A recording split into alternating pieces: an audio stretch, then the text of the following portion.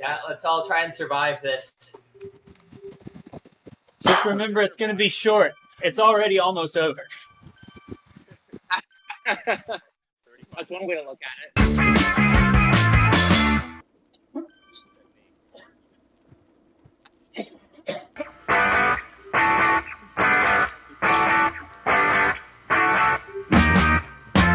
What is up, y'all? This is season 2 of the ZRL. This is the Harrogate points race.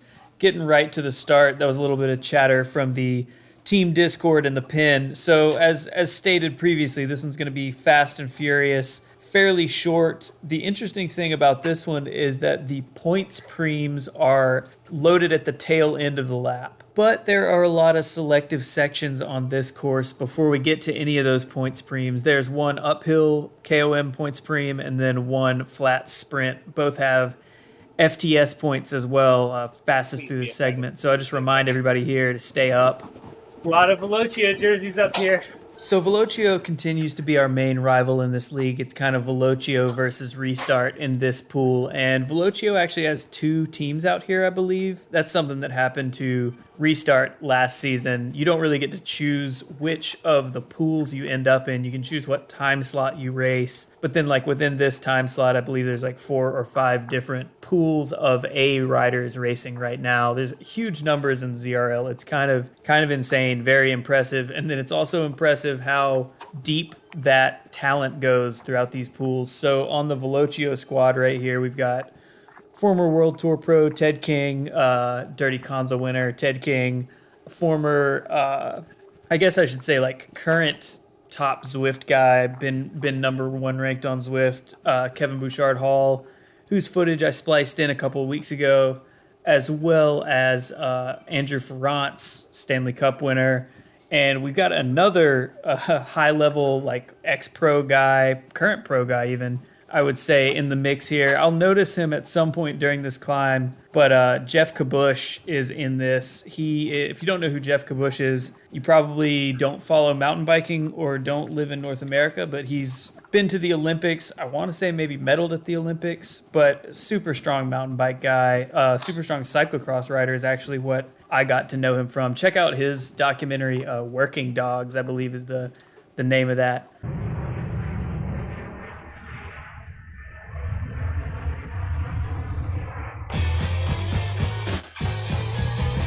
To the Derby World Cup in Yorkshire, England, even with the volcano in Iceland. Worked on my bike a bit, and I went over to the start to watch the ladies on the big screen. Went back, sat down for a bit, and I jumped on the trainer to warm up a bit. I jumped on my mountain bike to head over to the start where the gravel was being packed down with these gravel packers. Then I took a whiz. So we're on this first climb, basically from the gate there. We made that first right turn, and it's been 4% for this first about 3 to 5 minutes, depending on the speed of your group. So that brings me to my first major piece of advice here, which is do your homework on these courses. It's really important to know, especially one like this where we pretty much came out of the gate and then made a right turn and we were on this climb. And if you don't know that's coming, it's really easy to get shuffled to the back of the group. And if you do end up back there, you're actually going to have to do about as hard of an effort as I'm doing up here. The difference is, if a gap opens up in the middle of the field, you're going to have to do the same effort I'm doing, plus the effort to close down that gap. So it's just not worth it to let yourself slide back. It takes a lot of focus to stay up on something like this, but it's really worth knowing and knowing that it's going to come right out of the gate like it does here. Nearing the crest of the hill right here, this is the steepest bit, this 5%. I'm going to get on Discord and offer a little bit of encouragement to the guys. Almost there, boys. Stay on it. You can see a lot of our jerseys. We're using that Classic 1 jersey, and then someone realizes here. Oh, Jeff Kabush is here. What? Who's he racing for? So that's the latest pro sighting in the AMEA East Division 4 or whatever we're in here. It's amazing how deep the talent goes. Coming to the crest of this hill, this is the best thing I can do. Just remind everyone what's going on here. Oh. Little recovery. Yeah. Calling out all those little undulations is probably the best thing we can do here, Discord-wise. There's not a lot of team tactic stuff we should really be doing on a course this punchy, but we do want to make sure that everyone on our team is aware of all of the undulations as they happen, and I'm dropping into the super tuck right here as I get above 57 kilometers per hour, and then I'm going to remind everybody of what is coming up next here. Watch this next little kicker. This course is kind of death by 1,000 paper cuts. That's why knowing each of these individual ups and downs is so important. You got to get all the timing right. Stay on it. Especially a spot like this where it goes straight from the downhill to the uphill. If you don't anticipate that a little bit and start getting on top of the pedals before it tilts back uphill, you can lose a ton of momentum and even get the quote-unquote sticky draft, which is where basically Zwift thinks you want to draft a rider that's going a little slower than you rather than one that's going a little faster than you, and you lose a lot of speed on aggregate in a short amount of time. It happens especially with sections like that where there's all these riders still together and the downhill to the uphill catches a few of them and then a few more slam into them, and it's kind of a log jam. I know you can phase through people sort of on Zwift, but it's always sort of trying to guess based on your wattage and how fast you're going who you want to draft and who you should be drafting. Each of those times you get slowed down and have to find position again, that's a match. And on a race this short with this many sprints, Good work being here. it's important to save those matches. Trying to encourage everyone here. Try to maintain good position. And just remind them that that stuff is important. You can see a lot of our jerseys still up here and a lot of Velocio jerseys. So other than just not getting dropped, what's our strategy here? So this is points-based racing, and the way the points are structured for this season of ZRL in the community leagues really favors getting a lot of the early preem points versus just stacking the finish like it did last season. So it's really more important to be contesting a lot of these preems to me than it is to be saving it for the final sprint. I think I'm going to remind the guys here of another one of these little undulations. Little uphill after this right-hander. Watch it. So we've already discussed a lot about this course and who's good at what. Everybody kind of knows individually what sprints they should be going for, what points they should be going for, whether they should just be trying to hang in for a top 20 finish. I said the finish points aren't the main thing, but the finish points really drop off around 15 to 20, so it's important that we get as many riders in there as possible. So with that in mind, my personal plan is to try and be sort of between 5 and 10 for all of the sprint points and to really go for some of the fastest through the segment points on this first lap. I figure it'll go faster while this group is bigger. Get a little super tuck. Not yet. So this is where the points get a little bit confusing. We've got 2 preems per lap, 1 KOM and 1 sprint, and then 2 laps. So that's actually 4 opportunities to get points before the finish. And each of those has 2 opportunities to get points within it. There's the first to cross the line, so that's pretty obvious. The first 10 people to cross the line at each of those banners get points. And then additionally, the fastest through the segment, which the KOM is a longer segment starting at the bottom of the hill. I believe it's about a 2-minute hill. So that's a longer segment with more chance to make time. And then the sprint segment, which is a lot shorter, like 20 seconds or so. The fastest people through that, fastest 10 will also get points. To make it even more confusing, the first across the line points is a separate leaderboard each time we go through each point. So you can be first the first time up the KOM and first the second time up the KOM and get first place points each of those times. But the fastest through the segment times are for the whole race. I'm actually going to hit pause on the explanation of the fastest through segment points here because something happens right here that is very important and also sort of circles back to the fastest through segment points. Oh, KBH is dropped 2 seconds. Oh, nice, nice. He's sprinting at like 9 to come back. That's good, guys. I would tell us to push the pace, but someone else is doing it.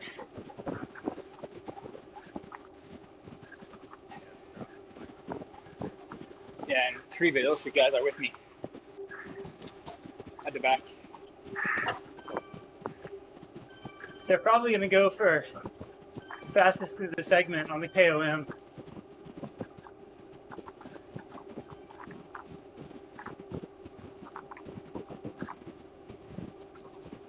Apparently KVH is back on. Yeah. KBH wasn't streaming this one, so I'm not completely sure what was going on there, but he did get distanced, and we tried to push the pace a little bit. Even he did get back on. Even though he got back on, it's still worth doing that just to make the other person work a little bit, especially when he's been one of the biggest point scorers for Velocio consistently throughout the season. So if you see an opportunity like that, you got to take it. And it was actually successful. The week that I forgot to hit record, we did actually manage to distance Ted King in a similar way. And that was the week we had the 20-minute climb in Innsbruck, which I'm guessing Ted King probably would have beaten a significant number of us on restart had we let him start the climb in the group with us. So that was definitely worthwhile, and we were trying to replicate it there. I think what happened to KBH and why he was caught off the back is he was probably trying to save a little bit of energy before this first segment right here and also set himself up for those FTS points. That's the fastest through the segment. Now, to get back to my explanation of what's going on with those fastest through the segment points and what the rules are there. So the fastest through the segment points, there are 10, like 1 through 10 spots on offer, but that leaderboard is for the whole race. So technically you could get on this KOM leaderboard that just popped up for each time through. So you could have the first and the second place time and really scoop up those points rather than it being a 1 through 10 leaderboard each time. So 2 separate 10-person leaderboards. It is one composite leaderboard. And the best way to get those points is to enter the segment toward the back of the group and then slide forward as the segment goes on. You can see I tried to play a little bit of that. I didn't want to let myself get too far back. I did go in at about 40th or 50th wheel, but I figured any farther back than that and I would potentially be subject to that log jamming effect I was talking about earlier, where everyone hits the bottom of that KOM or the bottom of that incline and riders start kind of jamming into each other and you get the sticky draft effect. So I started kind of far back and now I'm trying to just mark the front. This climb is pretty lengthy. It's broken into a couple of sections, and this is where watching the mini map actually helps a little bit, even though it's so tiny. I mean, the preview window I'm looking at right now, I can hardly even see it, but I was watching that to know this right here is where it kicks up again toward the finish. So you can see that's why I'm getting out of the saddle. There was that little bit of flat before we hit this last kick, but this is pretty much all in. I know that if I fade anymore, I'm going to be out of the points. And I'm right here with Jay Frank from Velocio. I would love to roll him for those points. Looks like it may be not happening, but heart rate's already over 182 and we're 10 minutes in. Oh, I did get, that was KBH that I got there. Looks like he went a little early and then faded. So just checking the gap behind me. You always got to do that to see, should I jump up to the group ahead of me? Is there a group forming behind? So I'm really, really backing off the power here. It's time to take stock of the situation and check in with the rest of the team.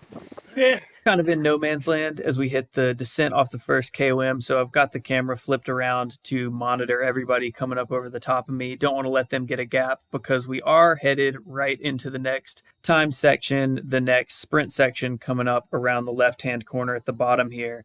So this is an interesting one. This is the quote-unquote flat sprint segment rather than the KOM. It's the little green banner up there on the mini-map. But if you're looking at the mini-map, you can see we've got this little kick coming into it. And now the kick is not timed. So I want to be up here at the front, but I don't want to be necessarily pushing the pace or attacking this early because it basically goes up this kick, then flattens out, and then it's actually slightly downhill into the timed segment. So I want to make sure I'm with whatever the biggest group is, and that little flip of the camera there is me checking to see if there's a gap behind me or if I could slide back a little bit further. I'm kind of deciding that about here is where I want to be, unless the group gets bigger and then I can slide back a little bit farther. But same rule applies where the best way to do this is to enter the segment kind of at the back of the group and slingshotting forward. But this segment is much shorter than the KOM segment and much flatter, and it's coming off of that big hill. So I'm kind of hopeful that I can maybe roll some of the bigger sprinters here and again get in the points. I was in the points both for the segment time and the first across the line on the last segment. So opening up the sprint right as we go across the banner to start the segment there. I guess there is a little 2% uphill. This is such a weird segment. It's kind of down, then kind of back up. Got around, looks like Morse was the Velocio rider there. Got around him, and then the next guy ahead of me was one of my teammates. So I kind of shut it down once I thought I had that locked down because there's no point in fighting your teammates for those points.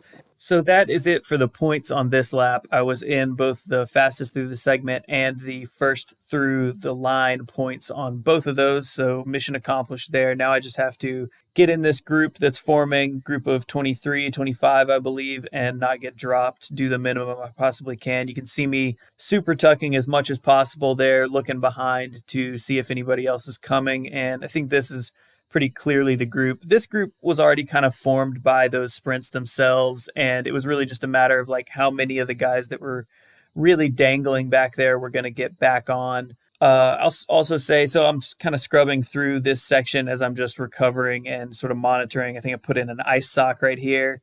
Yeah, this is just kind of rest, recover, reset. So I'm going to take this opportunity to say, subscribe to this channel if you're enjoying it. I know that's the most YouTube thing to say, but it really does help a lot. And also check out my Twitch channel if you want to watch this stuff live. You can follow me on there. And if you want to see the replays, but not live on Twitch, the full race with none of this editing and just hear the team Discord, you can subscribe to the Twitch channel and do that. I think, speaking of the Discord, let's jump in the team car here. Hey, if we're pushing it at the front, no need. No. Please don't. So we're back on this hill off the start line, which is kind of just a long drag that ranges from like 2 to 5%. And it looks like all the Velocio guys, those neon jerseys you're seeing, are doing a pretty good job of keeping themselves up and in the mix. So the only reason we would really want to push the pace here is if some of them started really dangling or lagging behind, we might want to press a little bit just so that they have to close that gap. And at least if we're burning a match pushing at the front, they're burning as many or more to stay on and potentially maybe dropping someone who might be a big point scorer for them. But other than that, with the finish points going 20 deep and this group is 25, and I'm honestly hurting a lot. We don't really have much incentive to push the pace here. I need to get as much recovery as I can coming back into these segments so that I can continue scoring points. And I would assume same for Oliver, who's our other kind of poppy sprinter type guy, although Oliver is really on one right now. Do not push the pace at the front. Yeah, the weekend after this, I believe, was when Oliver won a stage of the Echelon Racing League over on RGT, which is huge accomplishment. So he's definitely going well. But yeah, another friendly reminder from me. And if you want to hear all that stuff on Discord, hear all the team chatter, and chat to me live, get on over to the Twitch. Again, reminder on that. This is where I noticed Jeff Kabush. Yeah, that is Jeff Kabush, huh? Yeah. He barely hang on the KOM. We were like the last two riders with Mitchell.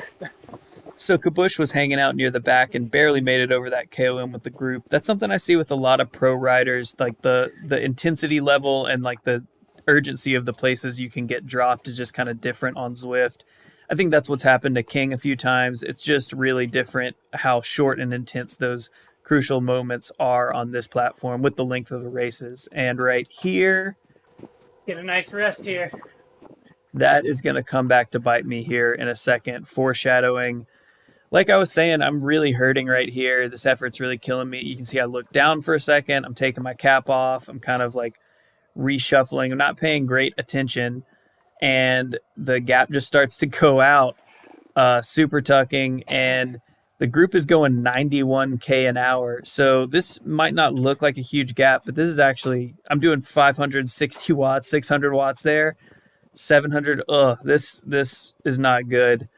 That was a moment where I really, if someone had noticed I was off like that, that could have really hurt me. That could have really done me in. Luckily for me, it looks like Velocio in the yellow jerseys there also hanging out near the back and trying to recover. They're doing a better job than I am.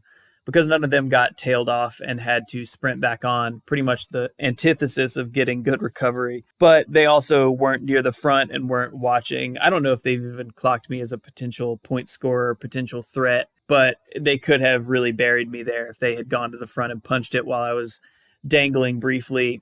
So there are both the fastest through the segment and first across the line points for both of these, the KOM and the sprint on this lap. But I'm going to be less concerned with the fastest through segment points on this. There's less chance of scoring those on the second lap.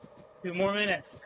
I say it's going to be harder to get those for a couple reasons, and the first one is really obvious. We're all just more tired than we were on the first lap. Everyone has done some significant efforts, and the chances that you're going to be fresher and faster the second time through a segment of this length. It looks like 155 was what we did on the previous lap. So the chance that we're going to go under that for a segment that's 2 minutes long when we're all this fatigued is lower. And then the other one is a more sort of practical game reason, which is there are not as many people to draft off of. And while this is a, steep-ish segment, there's that flat bit in the middle. And if you enter the segment at the back of the group and slingshot your way forward, especially taking advantage of the draft on that flatter section that's about 2/3 of the way up, that's definitely time right there. So I'm not really as concerned with trying to start the segment toward the back and sort of slingshot through as I was the first time. This one is really more about staying toward the top 10 and just maintaining that position all the way to the finish. Having said that, I am hurting like a dog right now. This is really, really, really deep for me. And I remember thinking several times through here, like, okay, I'm going to shut it down and go to the back of this group and try and hang. And then every time I would sort of have that inkling of like, maybe I'm not going to make it, other people would also sort of shut it down and we get this clump. And so then I realized right here, this is the last kick and I'm still in the top 10. So, I'm here for the points. So I got to go for the points. And I'm thinking maybe some people might have gone a little bit early as well. You can actually see the segment leaderboard, and I'm up there in 4th place on the fastest through the segment for the time on the previous lap. So that's good points right there. And then I've got to mop up a couple. I'm in 10th and 11th, so I got to pass a couple of these guys. This is the moment where it's like, this is just pure guts. I just have to really go for it. I got nothing in the tank, but I know I got to pick up a couple of spots so I can get some points here. And I moved past those guys to get into the top 10, and then it seemed like maybe possible. Almost got KBH there. It did seem like me and KBH were sort of battling for that 5th spot on every preem. Seems like we might have had a similar strategy going on there. Points on the board. So this part actually gets kind of hairy for us. The groups are starting to form after that KOM segment, and we're not all here. I'm seeing a lot of yellow jerseys, and I'm not seeing a lot of Classic 1. So looking back, that gap is a lot bigger than I want it to be, and I do not have enough of my teammates here. So I'm going to try to kind of sandbag in this group as much as possible. I'm just super tucking.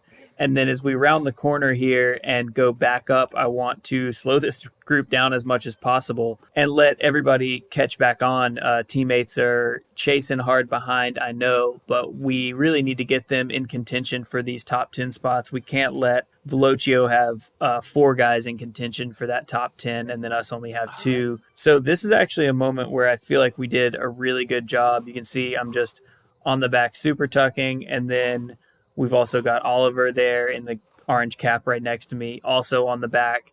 And we're trying to do as little as we can possibly do in this group and let these guys know we're really just sitting on and not even accidentally contribute to the pace by coming through at the front. I'm even using the featherweight on this steep part so I can kind of get a little bit of recovery if possible. So you can see them making the juncture right here. Huge kudos to all the guys who worked to get back up into this front group. That was a gigantic effort. Good work, boys.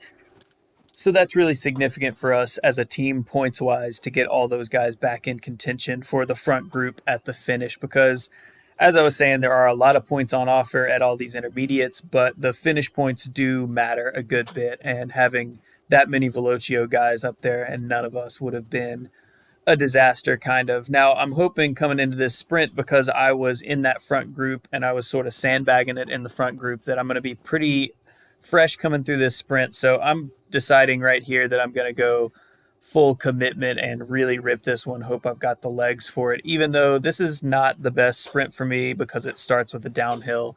You can see I am 4th again on the FTS leaderboard there on the left. A couple guys opened it up a little earlier than I did, but I probably should have jumped on it a little bit sooner, since my plan was to go full sprint through this. But I believe I'm 5th on the line here. 5th on the line, just barely. 4th or 5th, always hard to tell. And then that was also good enough for the 6th time on the fastest through segment there. So that's something. It looks, or maybe no, that's my time. My time from the first one was bumped down by the time on the second one. So that's that confusing thing. And I'll get on my usual ZRL hobby horse here, which is there is no heads-up points display for the racing. So you have some clues as to what's going on at any given time, but you never really, really know. And that drives me nuts, because this is a great racing format. I really enjoy the style of it, and I think the numbers speak for themselves in terms of this is like the biggest weekly event on Zwift in the history of Zwift, I would say, probably, right? If it's not, let me know in the comments. That's a good comment bait. Tell me I'm wrong. But I think it is definitely one of the biggest events in the history of Zwift. Weekly events. Sorry, let me be specific about that. Biggest weekly events to go on Zwift. And there is no native support for either of the formats, this points racing or the TTT format. When I say native support, what I mean is there's nothing built into the game of Zwift that is calculating points and telling us in real time. And there's also not a TTT mode that assigns your whole team a start time and has you set off at the same time, and maybe makes riders from other teams undraftable or something, and then, actually calculates those finish times in real time at the end of the TTT, which is a shame, I think, because those are obviously two of the most popular formats that are getting a ton of people racing and keeping people engaged as they're, just look at this video. I've had so much to talk throughout the course of it. There have been so many points that have mattered, rather than, a lot of Zwift races where if you want stuff to talk about, you kind of have to manufacture it. You kind of have to be the one doing the attacks and trying some weird stuff, or else it can end up being, just ride in a blob somewhere between like sweet spot and threshold, and then sprint, at the beginning to get a position, and then sprint at the end for the finish. And that's kind of it. I think these races, they add a lot to the dynamics. And I'll go ahead and hint at something from RGT. I know people love those RGT comparisons. So RGT, I did a Gran Fondo yesterday, and they do have native support for the Gran Fondo Enduro format, where there are multiple timed segments on the course, kind of like the FTS segments on this route, except for those segments are longer. And then the winner of the race is actually just those FTS segments are put together, and then those times are tabulated, and that is the time that counts on the line. And it made for really interesting racing. Looks like we're into the final sprint here, and I've just got nothing. I've got absolutely nothing. Full gas for 13th. You can see I was looking down. That's a new thing I'm doing when I got the companion app going. I will, once I commit to the sprint, just look down at the companion app and try to make it say 1,000 for as long as I possibly can. So yeah, this leaderboard pops up at the end, and it's got a lot of information on it, but it's not telling us what teams got what points. It's not breaking out the individual segments and FTS times. It would be awesome if the race finished and then we actually knew what teams had scored how many points and who had scored the points for each team, rather than, having to wait and go to third-party sites and stuff. And, RGT is not 100% there either yet, but they do have the native support for a few new formats, including the elimination race and this new enduro format. You got second, and you beat everybody on Velocio. You'll know I had to talk about the native points racing at some point. That's always my thing with these ZRL races and Zwift racing in general, just something I think needs to happen. But I'm going to go ahead and get out of here and leave it on that note before we cut to 5 minutes of me dry heaving as my teammates talk on Discord. That was definitely a full gas effort, and there was a lot going on there, a lot of fun stuff. I've really been enjoying these ZRL races. Once again, like and subscribe to the channel if you are enjoying this content and the breakdowns and the how-tos and all the different platforms. Would really appreciate that. Thank you guys for watching, even despite my dry heaving at the beginning of this video. Appreciate it.